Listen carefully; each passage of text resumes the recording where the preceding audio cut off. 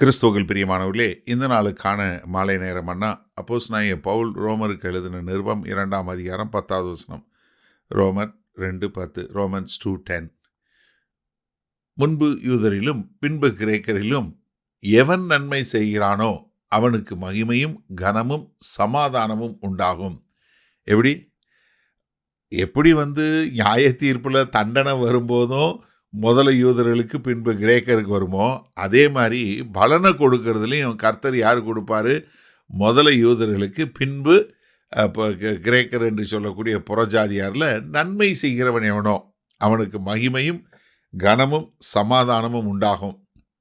அதனால தான் இங்கே இதில் 7வது வசனம், ரோமர் 2வது அதிகாரத்தில் 7வது வசனம் சொல்லும். என்ன சொன்னார்? சோர்ந்து போகாமல் நன்மைகளை செய்து. என்ன சோர்ந்து போகாமல் நற்கிரியைகளை செய்கிறவங்களுக்கு என்ன?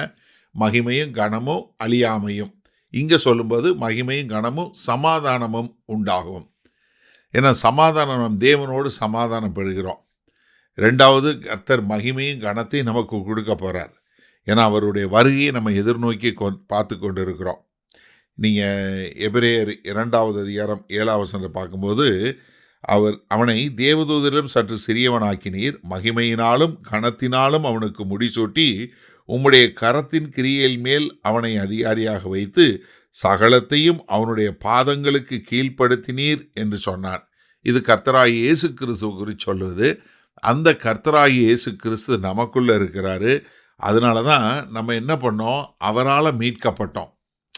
பேதுரு இதை குறித்து சொல்லும்போது ரொம்ப அழகாக சொல்லி கொடுக்குறார். 1 பேதுரு 1வது அதிகாரம் 7வது வசனத்தில், அழிந்து போகிற பொன் அக்கினியினாலே சோதிக்கப்படும், அதை பார்க்கிலும் அதிக விலையேற பெற்றதாயிருக்கிற உங்கள் விசுவாசம் சோதிக்கப்பட்டு இயேசு கிறிஸ்து வெளிப்படும் போது உங்களுக்கு புகழ்ச்சியும் கனமும் மகிமையும் காணப்படும். எப்படி? உங்களுக்கு புகழ்ச்சி, உங்களுக்கு மகிழ்ச்சி, உங்களுக்கு கனம், உங்களுக்கு சமாதானம், இது எல்லாமே உண்டாகும். அதனால தான் ஒரு கிறிஸ்தவனுடைய எதிர்பார்ப்பு என்னவா இருக்கிறது? எப்பொழுது கிறிஸ்து வருவார், எனக்கு அவரோட கூட நான் மகிமையில் போய் சேருவேன், அவரோட கூட நான் எப்படி கனத்தில் இருப்பேன். ஏன்னா கிறிஸ்து உங்களுக்குள் இருப்பதே அந்த மகிமையின் ரகசியம் என்று கொலோசையரில் 1வது அதிகாரம் 27வது வசனத்தை பார்க்குறோம். அந்த கிறிஸ்து, எனக்குள்ளே இருக்கிற கிறிஸ்து அந்த மகிமையோடு கனத்தோடு வெளிப்படக்கூடிய ஒரு காலம் உண்டாகும்.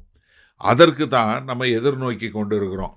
அப்போ கர்த்தர் வரும்போது அநீதியாக செய்கிறவங்களுக்கு, சத்தியத்தை கீழ்ப்படியாதவர்களுக்கு ஆக்கினை தீர்ப்பு உண்டாகும். ஆனால் நமக்கோ தேவனோடு சமாதானம் உண்டாகும். கர்த்தராய் இயேசு கிறிஸ்து மூலமாய் நமக்கு மகிமையும் கனமும் உண்டாகக்கூடியதாக, அவருடைய பிள்ளைகளாய் நாம் அவரை போல மாறி வாழக்கூடிய ஒரு மகா பெரிய கிருபை உண்டாகும். சரி, இதனால் இந்த வசனத்தை நம்ம எப்படி எடுத்துக்கொள்வது? அதாவது நீங்கள் ஒரு கிறிஸ்தவனாக இருக்கிறீங்கன்னா உங்களுக்கு வரக்கூடியது என்ன? கர்த்தர்கிட்டருந்து வரக்கூடிய மிக பெரிய ஒரு எதிர்பார்ப்பு, கர்த்தர் வருவார், வரும்போது அவரோட கூட நான் இந்த அழியக்கூடிய சரீரம் உள்ளனா அழியாமையை தரித்து கொள்ளுவேன், எனக்கு ஒரு மகிமையான சரீரம் கொடுக்கப்படும், அவரோட மகிமையில் நான் பங்கு பெறக்கூடியவனாக இருப்பேன். இதைத்தான் வேத வசனம் திரும்ப திரும்ப சொல்லுது. ஏன்னா நீங்கள் எந்த புதிய ஏற்பாட்டில் எந்த இடம் பார்க்கும்போதும் கர்த்தர் வரும்போது நம்ம மகிமையில் வெளிப்படுவோம். ஏன்னா பிலிப்பியர் 3:20 சொல்லும்போது, நம்முடைய குடியிருப்போ பரலோகத்தில் இருக்கிறது, அங்கே இருந்து வர இருக்கிற நம்ம கர்த்தராகிய இயேசு கிறிஸ்துவை காண நாம் வாஞ்சையாய் இருக்கிறோம். ஏன்னா அவர் மகிமையில் வரப்போகிறாரு. அந்த மகிமையில் பங்கு பெறுவதற்கு நாமும் வாஞ்சையாக இருக்கிறோம். 1 கொரிந்தியர் 3வது அதிகாரத்தில் சொல்லும்போது, ஒருத்தன் விதைக்கிறான், ஒருத்தன் தண்ணி பாய்ச்சறான், எல்லாம் செஞ்சாலும் விளைய செய்கிறது யார்? கர்த்தர். ஆனால் அவனவனுக்குரிய புகழ்ச்சி யார்கிட்டருந்து உண்டாகும்? தேவன்கிட்டருந்து உண்டாகும். அப்போ இது யாருக்கு?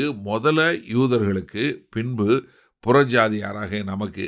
அதனால தான் நம்ம நன்மை செய்கிறவர்களாய், நன்மை செய்யும்போது சோர்ந்து போகாதவங்களா, எப்பொழுதும் கர்த்தருடைய நாம மகிமைக்கென்று நம்ம வாழக்கூடிய மக்களாக வாழ்வோம். அப்போ இப்படி வாழ்கிறவங்களுக்கு முதல்ல பெரிய வெகுமானம். ரட்சிக்கப்படுறதுலேயும் அவர்களுக்கு ஒரு பெரிய ரட்சிப்பினுடைய காரியம். நான் முன்னாடி சொல்லியிருக்கேன், மறுபடியும் உங்களுக்கு ஞாபகப்படுத்த விரும்புகிறேன். நமக்கு இந்த மகிமை, கனம் இது எல்லாமே எங்கே? 1000 வருட அரசாட்சியில் உண்டாகும். நித்திய வாழ்க்கையிலோ நாம் எல்லோரும் கர்த்தரோடு இருப்போம். அப்போ எனக்கு அருமையானவர்களே, நாம் இதை சரியான முறையில் கருத்தில் கொண்டு நாம் ரட்சிக்கப்பட்டவர்கள் என்பதற்கு உரிய அடையாளங்களோடும் கிரியைகளோடும் நம்ம வாழ்க்கை வாழ நம்மை ஒப்பு கொடுப்போமா? மகா கிருபையும் இரக்கம் நிறைந்த எங்கள் அன்பின் தகப்பனே, இந்த செய்தியை கேட்டுக்கொண்டிருக்கிற ஒவ்வொரு ரட்சிக்கப்பட்ட கிறிஸ்தவனும் நான் ரட்சிக்கப்பட்டவன் என்பதற்கான அடையாளங்களோடு நற்கிரியைகளோடு நற்கனிகளோடு வாழ எங்கள் தேவன் கிருபையும் இரக்கமும் பாராட்ட வேண்டுமாய் மீட்பெரும் இரட்சகருமாகிய இயேசு கிறிஸ்துவின் மூலம் ஜெபிக்கிறோம் ஜீவனுள்ள வல்ல பிதாவே, ஆமேன். கர்த்தர் உங்களை ஆசீர்வதிப்பாராக. நாம் நாளை காலை தினசரி தியானத்தில் சந்திப்போம்.